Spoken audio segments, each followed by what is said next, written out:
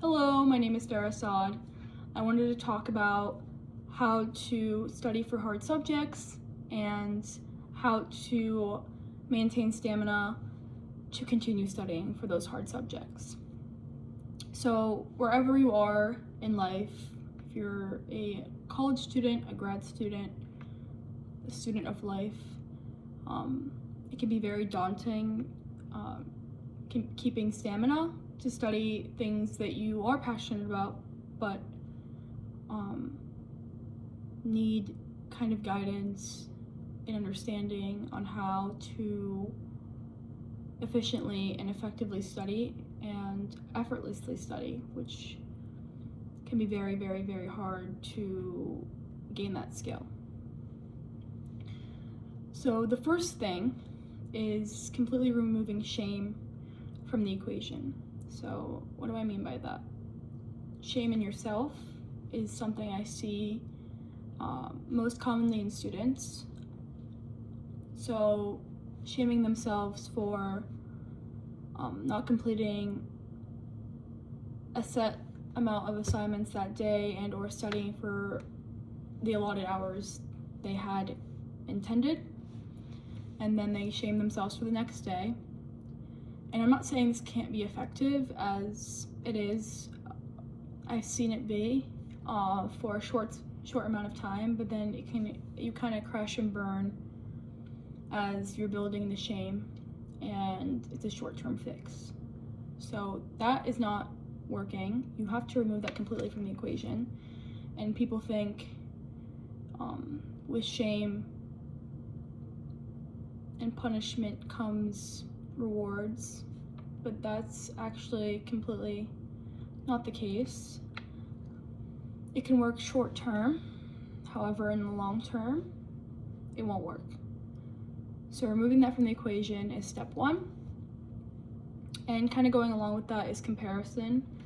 Comparison is a thief.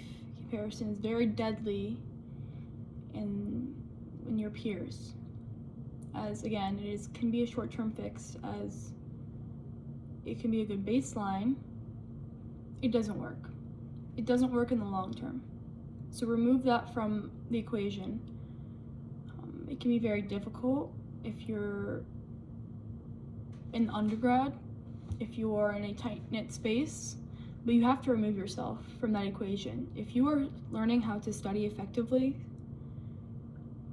you have to be able to do it alone, because your peers are not going to be at the job that you are studying for, or whatever you're intending to do this for. Even if you are just studying something that you just want to study and learn, unfortunately, your peers are not going to be there 24/7. Or fortunately, if you don't really like working with people. But you can still compare yourself to people even if you don't like them. So don't do it, okay? I know it's very difficult, but you have to be able to condition yourself to not compare yourself, and isolation does help. However, it's not very healthy. But I'm saying, like, it can work.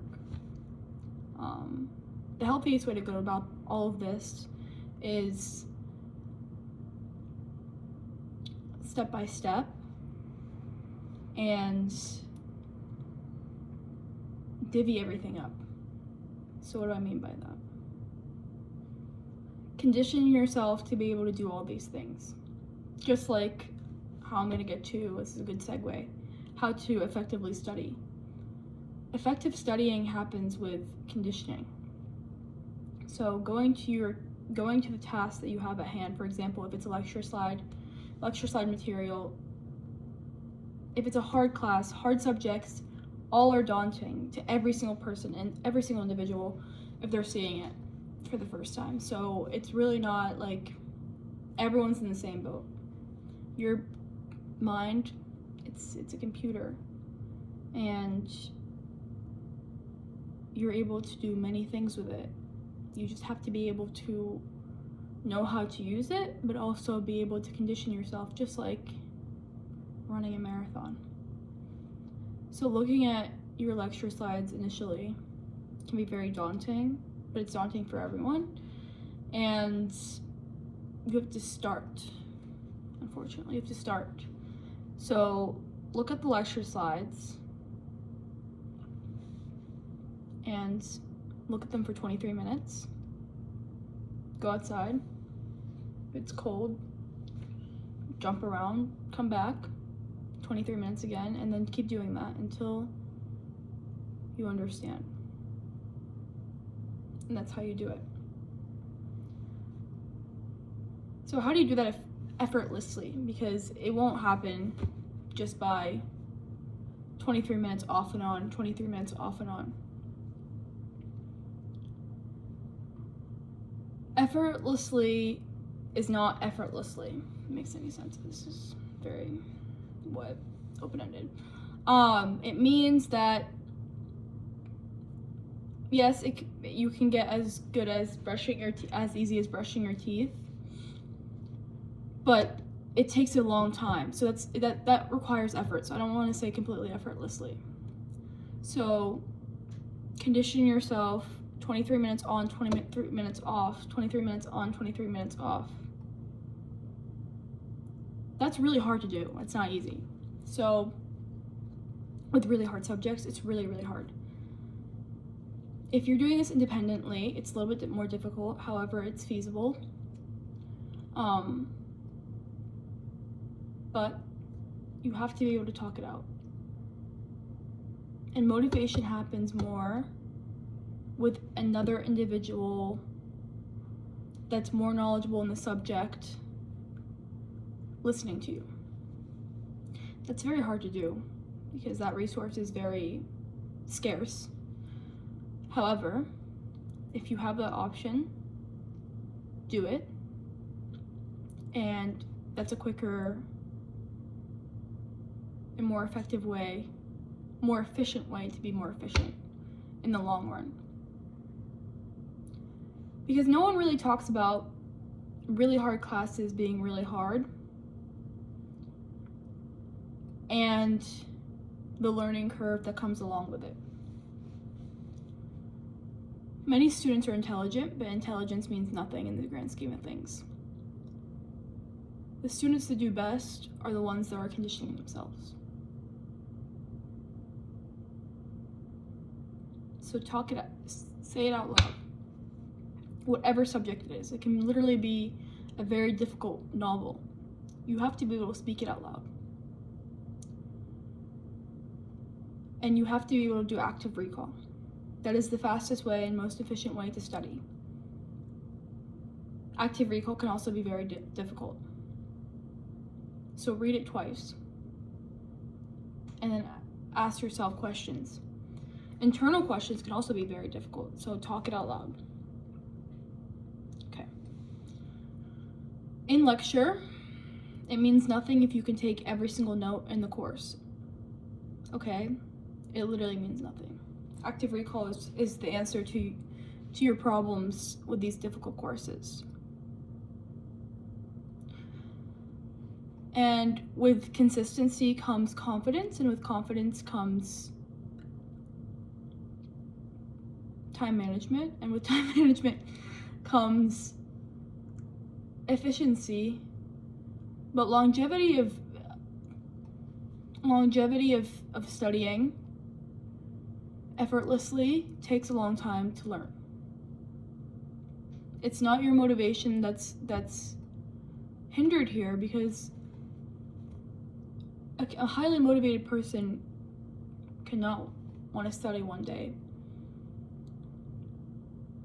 It's very normal, but to get to a point where it's like, oh, I'm gonna brush it off, I'm not gonna punish myself because I already studied so effortlessly, like, it's not a thing for me, can be very difficult to get to. But you have to be able to be a learner of life.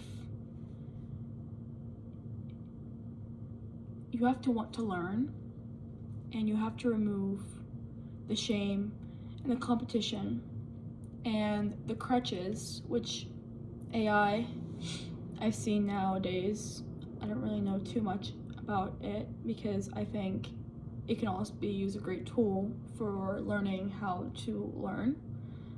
I see it as a positive in regards to learning how to learn, but it can also be a negative if you're not doing your homework, so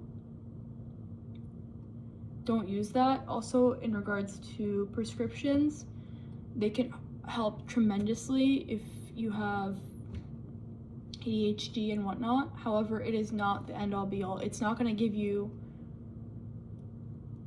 repetition and conditioning. So remove that part. You're not doing anything wrong. A lot of times people blame the pill for lack of conditioning, if it makes any sense. It's like growing pains. It hurts a lot, but you can do it if you remove yourself from the whole competition and shame thing. So I went in a circle a couple of times, but I'm trying to emphasize important topics here, okay? Really hard subjects, really hard topics can be very daunting. However, if you do what I just told you in 2 months, I think you'll see really good results. And you don't have to be smart. You don't have to be that motivated either, honestly. You just have to be conditioned. Discipline comes into a factor, but you build discipline by being conditioned, if it makes any sense. Because discipline, in my opinion, is measured by setting a goal and completing it. However, what I just said is you have to build yourself up to be okay with not completing a goal. And that's when you know you are conditioned. As a highly motivated person taking a really hard course. Because everyone taking a really hard course is doing it as a motivated person. Some sort of motivation had been involved if you're taking something hard. And studying effortlessly for 12 hours a day is 100% feasible if you do what I just said. You can do it. Anyone can do it. I've had students that are failing a course 2 weeks later being the top of their class, just by saying you have to be conditioned. And a little bit of extra help on the side with talking it out loud. But again, all you need is paper and pencil. You need nothing else. Okay. Well, good luck.